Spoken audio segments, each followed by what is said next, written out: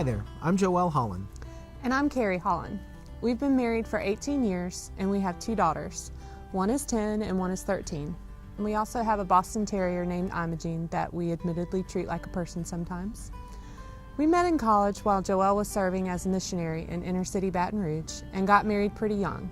I was 20 and he was 22 when we tied the knot on a hot and humid day in July of 1999. We started married life in a pretty ratty apartment in Pensacola. We were young newlyweds on our own with no family around. Carrie was still in college and I had started my first year teaching just 2 weeks after we got married. So we were young, poor, in love, and probably the only thing we had going for us is that we committed to put Jesus first in our marriage, even long before our marriage ever began. Don't get us wrong, there were times when we took our eyes off of him and times when we struggled over the past 18 years. To use a running analogy, because that'll connect with maybe 3 or 4 people in our church, we stumbled along the way, and we've had some bumbled steps, but we've never took our eyes off the prize. We've lost our footing from time to time, but we don't blame God for that. And we've made adjustments, knowing that we're in this together until the end. That's the promise we made to God and to each other. We just want to encourage those of you who may be aspiring parents and those of you who are young in your parenting journey. We were married for 5 years before Celie, our oldest, came along. She was literally an answer to prayer, the prayers of our friends and of our church family. Now Lily, on the other hand, was not an answer to prayer. She's our ninja child. She swooped in and was like, bam! Bet you didn't see that coming. However, we truly believe that God knows our needs and the desires of our hearts, even when we don't. Our daughters are blessings from God. I don't say that for your benefit, I say that for my own, because sometimes, just sometimes, I need that reminder. Times like when one of my daughters sneaks out during a church youth trip and breaks a window, or when one of my daughters lodges a large bouncy ball in the throat of the commode. Times like when one of my daughters has a poopy diaper blowout on the Chick-fil-A tunnel slide during family night.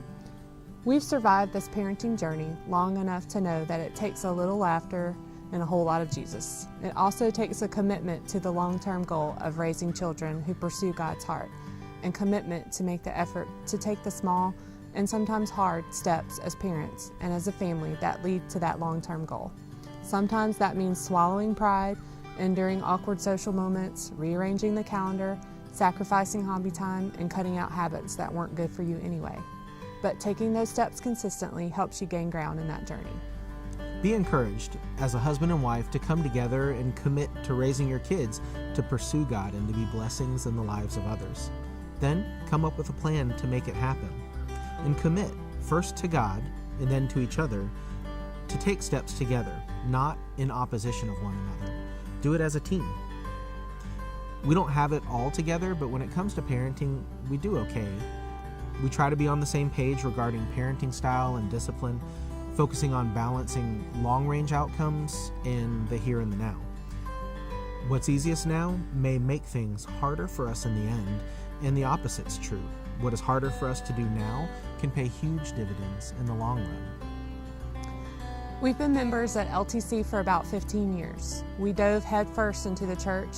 Joelle served in the worship ministry and I served in the kids program, back when we were just 60 people meeting in a stinky school cafeteria on Sunday mornings. We served before we had kids. It was easier then, back when it was just us. Then we had kids. Kids that blow out their diapers and spit up sweet potatoes and call you to their baby bed at 3 a.m. on a Sunday morning simply because they want to play. It's hard to follow through with your commitment to serve during those times, but it's in those hard times that God shapes your character as a believer.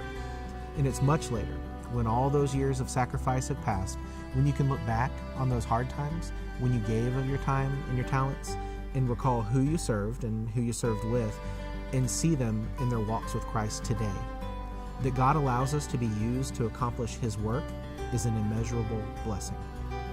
Ours is not a dramatic story of all sorts of terrible stuff happening and deciding to stay together even though we can't stand each other. It's days of getting on each other's last nerve, not taking the time to hear each other out, and putting other things before our spouse. It's disagreeing about parenting, but taking the time to talk to each other and be a united front. It's ultimately doing the work that it takes to stay married, even if it seems boring or mundane. Just 2 people who want to grow old together and have a lifetime of memories. Only God and Jesus can get you through the ugly parts, the stuff that no one talks about. We also want to encourage married couples to find some friends who are like-minded and do life together.